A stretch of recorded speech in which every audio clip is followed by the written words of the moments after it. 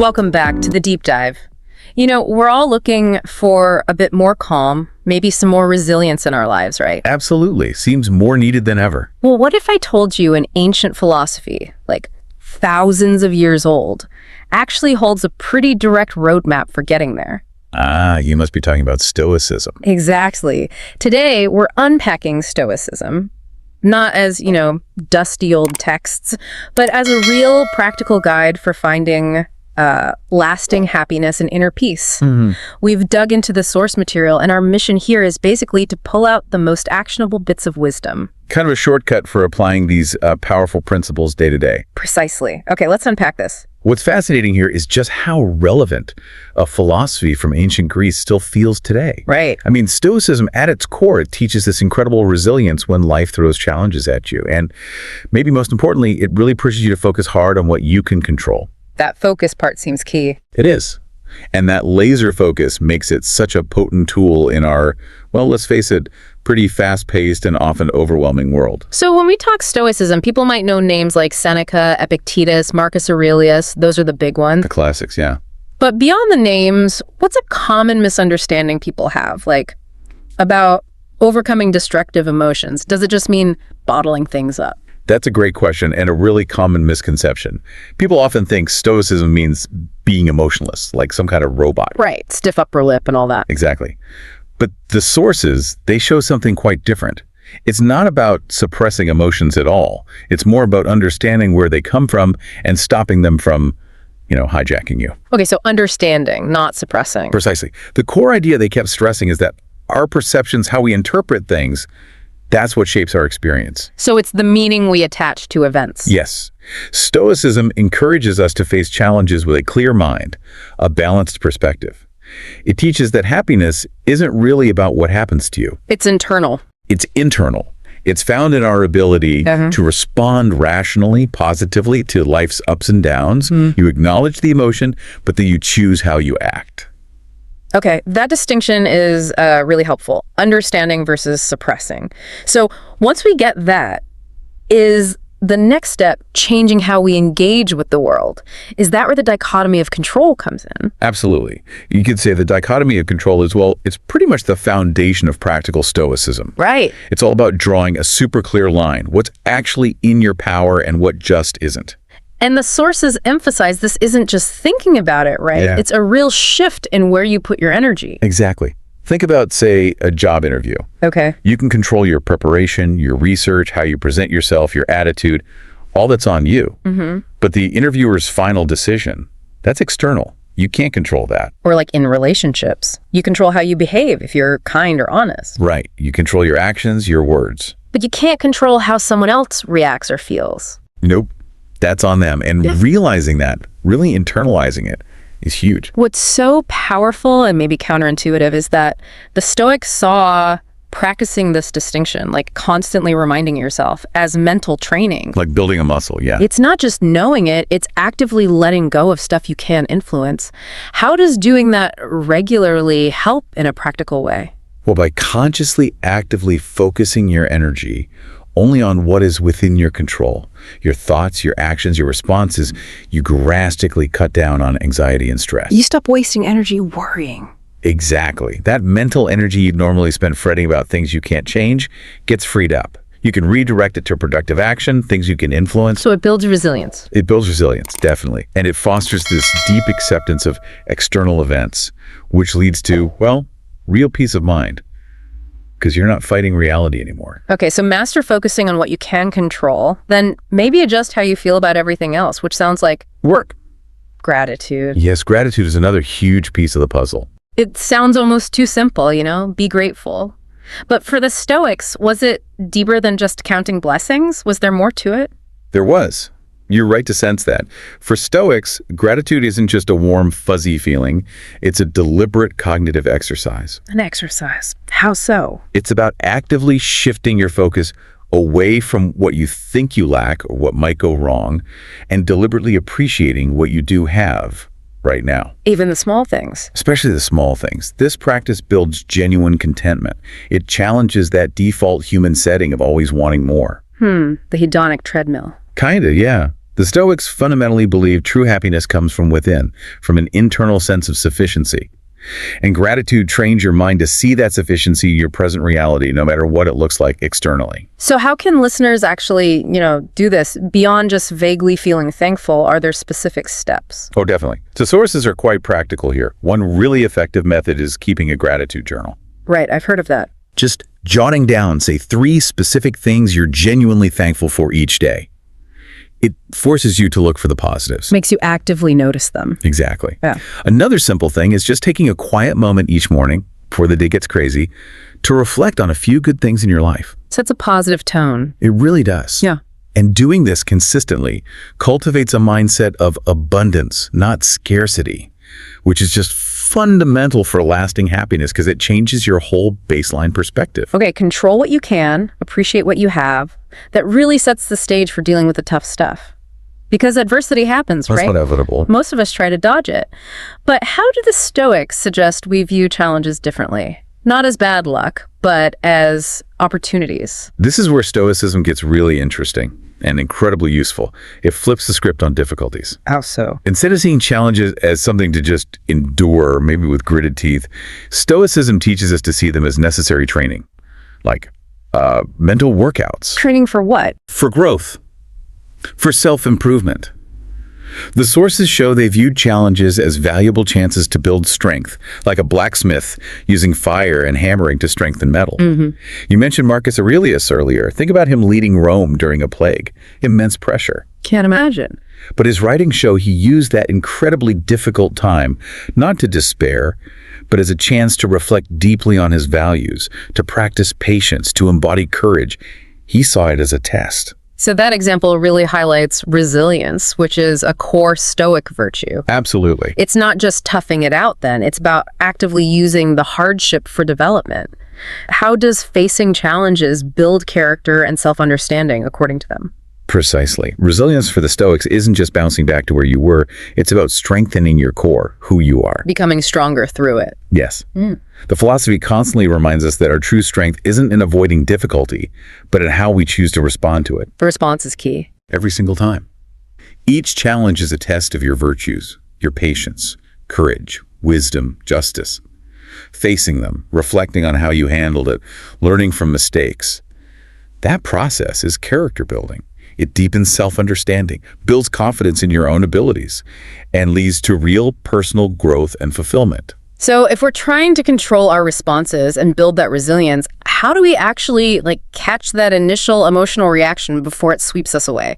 Is that where mindfulness fits in? That's exactly where it fits. Mindfulness in the Stoic sense is about creating that vital pause. The space between stimulus and response. You got it.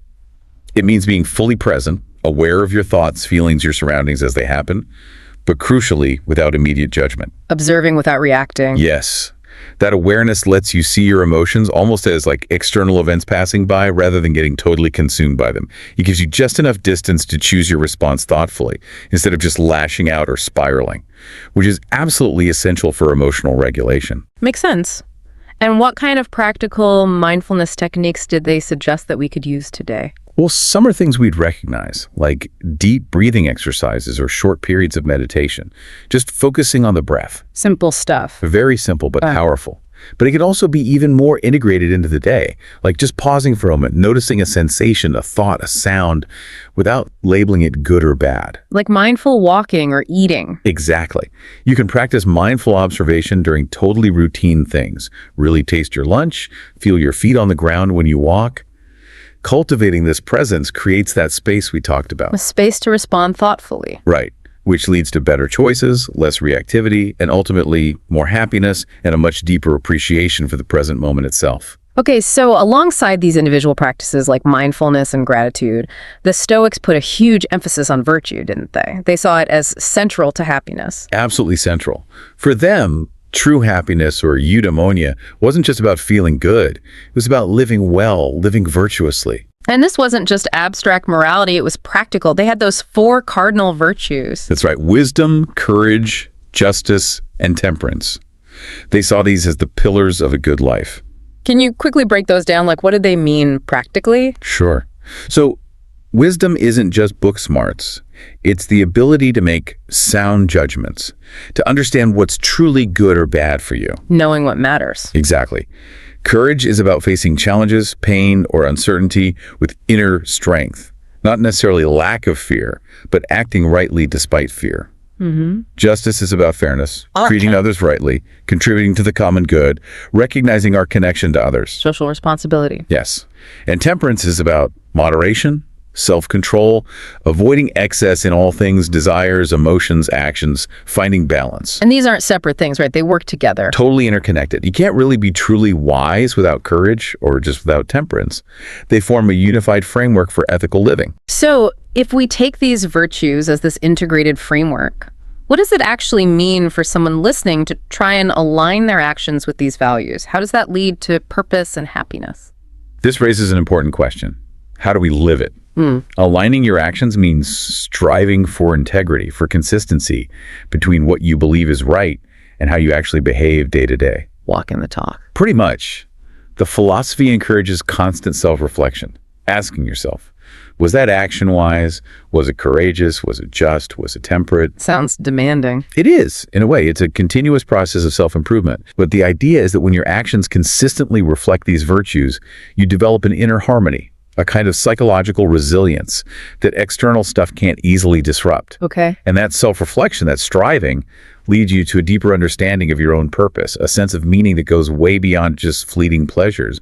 It fosters a robust, lasting happiness that comes from knowing you're living a life of integrity. You know, it could sound like Stoicism is all about individual self-master, maybe a bit solitary. Right, that image again. But the sources really talk about community and relationships too, don't they? How do the Stoics square individual strength with our connection to others? Why are relationships important? Yeah, that's another area where Stoicism is often misunderstood.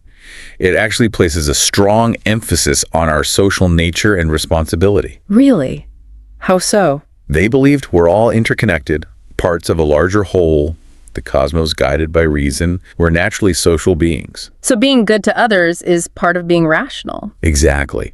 Fostering supportive relationships isn't just nice to have. It's an act of duty, an expression of our core nature. It's vital for well-being because it's where we practice virtues like justice, kindness, empathy. So it's not just about getting support, it's about giving it, contributing. Precisely. It's very much about contribution. Meaningful connections, family, friends, communities.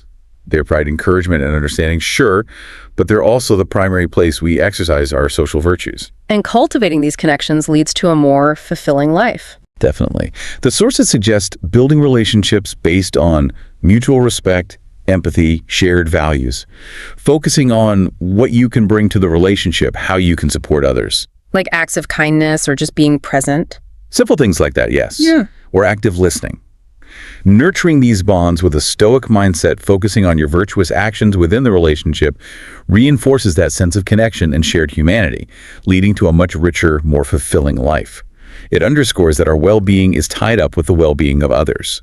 Okay, so we've covered a lot of ground. The dichotomy of control, gratitude, facing adversity, mindfulness, virtue, community. Powerful ideas. Really practical ones, too. But how do we weave all this together? How do we make it part of our actual, busy, messy lives? What concrete daily practices can people start using? Great question. Integration is key. And the sources offer some very concrete tools. Journaling is a big one. We mentioned gratitude journaling, but this is broader. Yes, more general Stoic journaling. Spending just a few minutes each day writing about your thoughts, your emotions, reflecting on the day's events through a Stoic lens. Like asking those questions, what was in my control? How did I respond? Exactly. How could I have responded more wisely or with more courage or temperance? It's a powerful tool for self-assessment and reinforcing the principles. Okay, journaling. What about routines, like specific things to do morning or evening? Yes, routines can be really helpful for building the mindset. For the morning, there's a practice sometimes called premeditatio malorum, premeditation of evils. Sounds a bit grim. It sounds worse than it is. It's not about dwelling on the negative. It's about briefly visualizing potential challenges or difficulties that might arise during the day. Like my commute might be terrible, or a meeting might go badly. Stuff like that. The point is to mentally prepare yourself to meet these things with equanimity if they happen, rather than being shocked or thrown off balance. It primes your mindset for resilience. Okay, that makes sense. And for the evening? The evening is ideal for reflection. Looking back on your actions and decisions, how did you handle things? Did you act in line with your values? Were you mindful? Did you focus on your own actions? Kind of a daily review. A gentle, honest self-assessment.